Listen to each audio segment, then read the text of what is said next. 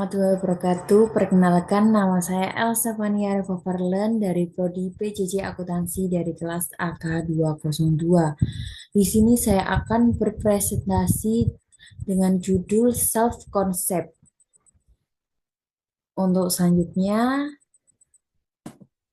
kita akan masuk kepada agenda, yaitu kita akan membahas self concept mengenai definisi self concept, komponen self concept, pandangan self concept, karakteristik self concept, faktor yang mempengaruhi diri, aspek self concept, contoh dan penerapan self concept serta kesimpulan dan referensi. Untuk selanjutnya yaitu definisi self concept. Self concept sendiri yaitu konsep diri adalah pandangan, penilaian dan persepsi individu terhadap dirinya sendiri yang mencakup aspek fisik, psikis serta sosial. Self-concept sendiri terbentuk melalui pengetahuan, pengalaman, dan interaksi dengan lingkungan sekitar, serta meliputi keyakinan, perasaan, dan nilai-nilai yang dimiliki seseorang tentang dirinya sendiri. Untuk yang selanjutnya yaitu komponen self-concept. Di sini komponen terbagi menjadi 5, yaitu yang pertama ada citra diri, yaitu cara individu melihat dan menilai dirinya sendiri saat ini, termasuk keyakinan dan perasaan terhadap dirinya. Untuk yang kedua, yaitu ideal diri, self-ideal, yaitu gambaran tentang sosok ideal yang ingin dicapai individu, mencakup cita-cita, harapan, dan standar pribadi lainnya. Untuk yang ketiga, yaitu harga diri, self-esteem, yaitu penilaian individu terhadap hasil yang dicapai dan sejauh mana perilaku sesuai dengan ideal diri, serta perasaan berharga dan dapat diterima. Untuk yang keempat, yaitu peran diri, yaitu self-role.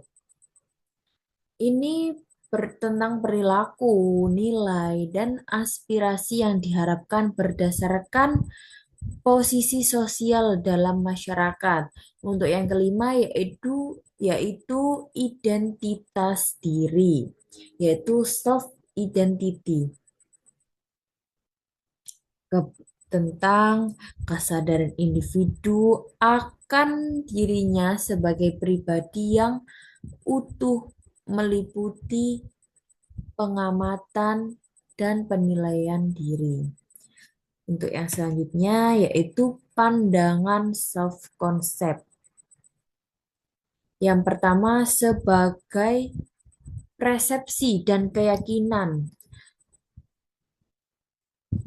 Self concept adalah sekumpulan persepsi, keyakinan, dan gambaran yang dimiliki individu tentang dirinya sendiri, mencakup aspek fisik, psikologis, sosial, emosi, aspirasi, dan prestasi yang telah dicapai. Ini nanti kita bahas ya untuk aspek-aspeknya. Untuk yang kedua, sebagai representasi diri. Konsep diri merupakan representasi diri yang meliputi identitas diri, karakteristik personal, pengalaman, peran, dan status sosial. Yang ketiga, sebagai penilaian diri, yaitu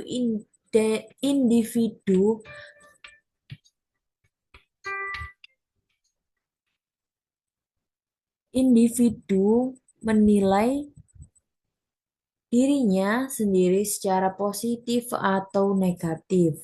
Konsep diri positif membuat individu lebih percaya diri, optimis, dan mampu menerima dirinya apa adanya.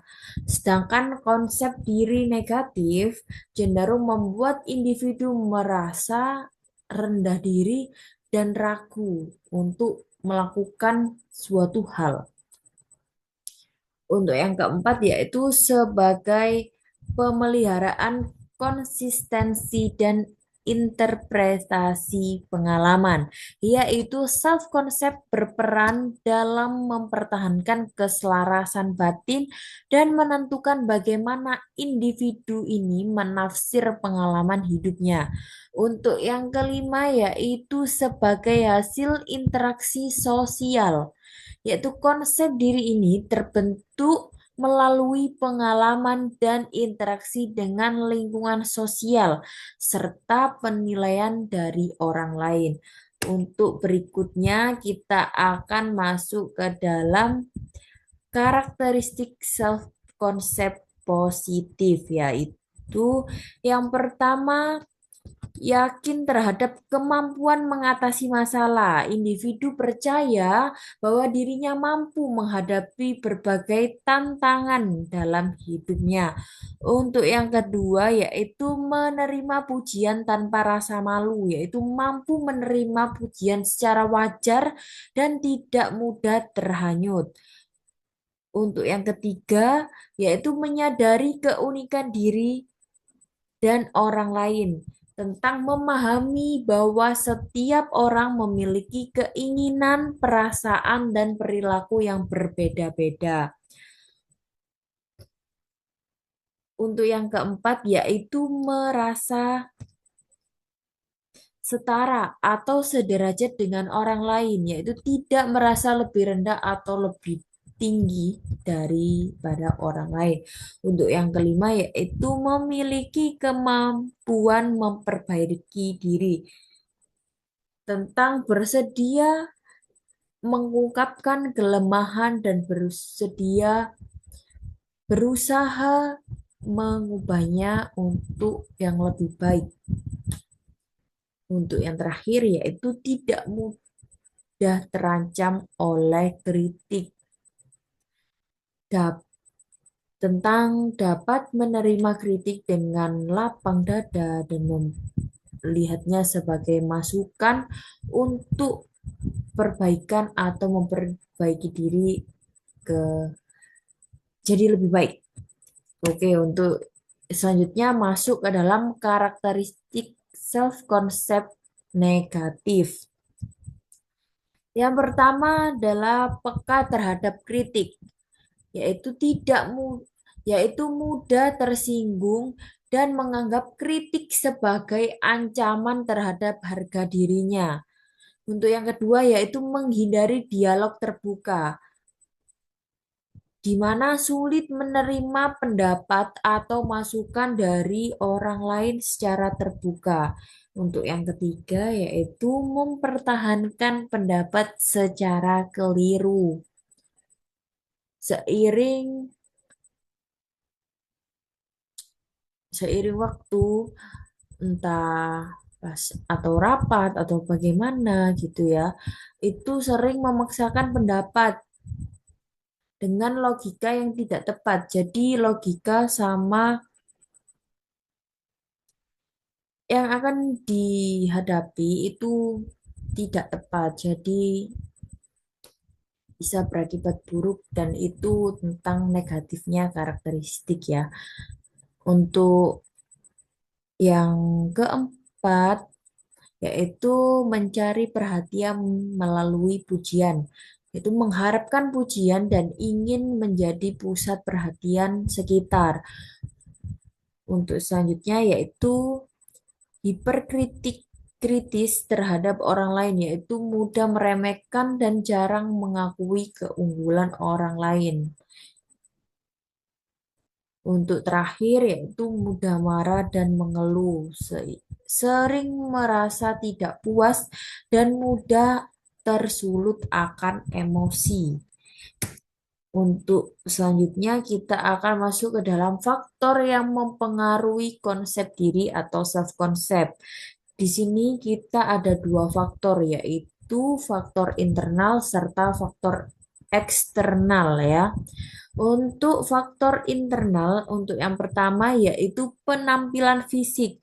Jadi bagaimana seseorang memandang tubuhnya sendiri sangat mempengaruhi konsep diri. Misalnya merasa percaya diri atau tidak percaya diri karena bentuk tubuh atau wajah. Untuk yang kedua yaitu kemampuan dan kompetensi tentang prestasi, keahlian, dan keterampilan yang dimiliki seseorang juga dapat membentuk konsep dirinya. Individu yang merasa mampu cenderung memiliki konsep diri yang positif. Untuk yang ketiga yaitu kesehatan dan perkembangan. Kondisi kesehatan ini sangat penting serta pengembangan fisiologis seiring bertambahnya usia turut mempengaruhi cara seseorang memandang dirinya atau berpikir. Untuk yang terakhir yaitu ciri kepribadian dan pengalaman emosional, yaitu sifat-sifat pribadi serta pengalaman emosional yang pernah dialami, yang pernah dialami sangat mempengaruhi pada konsep diri.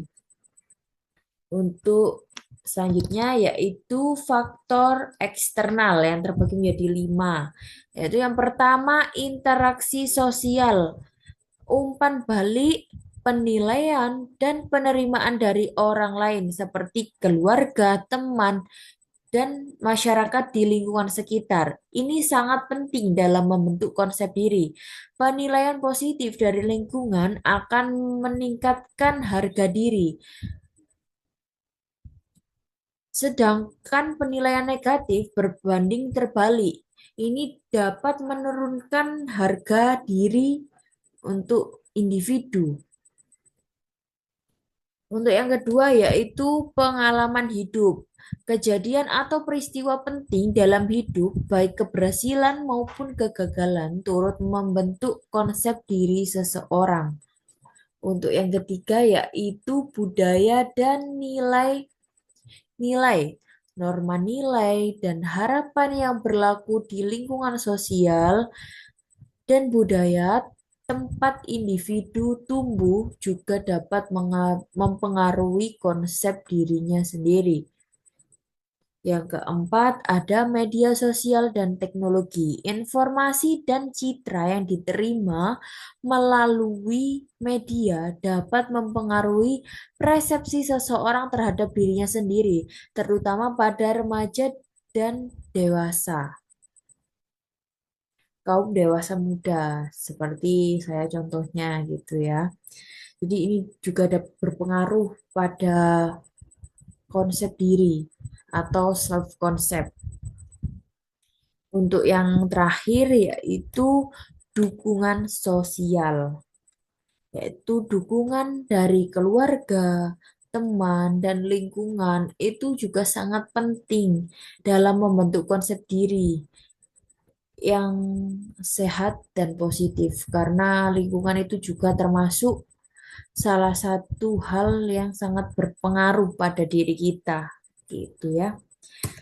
Untuk selanjutnya kita masuk ke dalam aspek self concept, yaitu yang pertama aspek fisik. Bagaimana kita melihat dan menilai tubuh serta penampilan kita sendiri. Misalnya apakah kita pernah percaya diri atau tidak dengan bentuk badan dan wajah yang kita miliki gitu. Untuk yang kedua yaitu aspek psikologis terbagi menjadi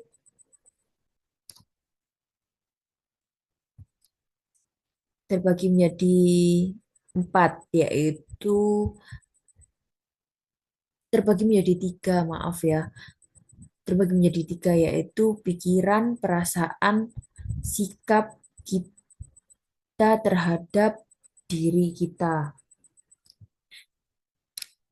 Untuk yang pertama yaitu pikiran, seberapa pintar atau berbakat kita. Untuk yang kedua yaitu perasaan, bagaimana kita menghadapi stres atau masalah. Yang ketiga, bagaimana kita menilai kelebihan serta kekurangan diri. Untuk yang ketiga yaitu aspek sosial, bagaimana kita menilai diri sendiri ketika berinteraksi dengan orang lain. Misalnya, apakah kita merasa diterima atau dihargai oleh teman, keluarga, atau lingkungan sekitar. Untuk yang terakhir, aspek nilai dan moral. Bagaimana kita melihat diri sendiri dalam hal perilaku, nilai, dan aturan yang kita pegang. Misalnya, apakah kita merasa menjadi orang yang baik dan jujur atau bertanggung jawab terhadap apa yang kita lakukan. Sebelum kita ke slide berikutnya ya, kita akan memberi contoh dan menerapkan apa sih penerapan self concept gitu ya. Contohnya untuk pada situasi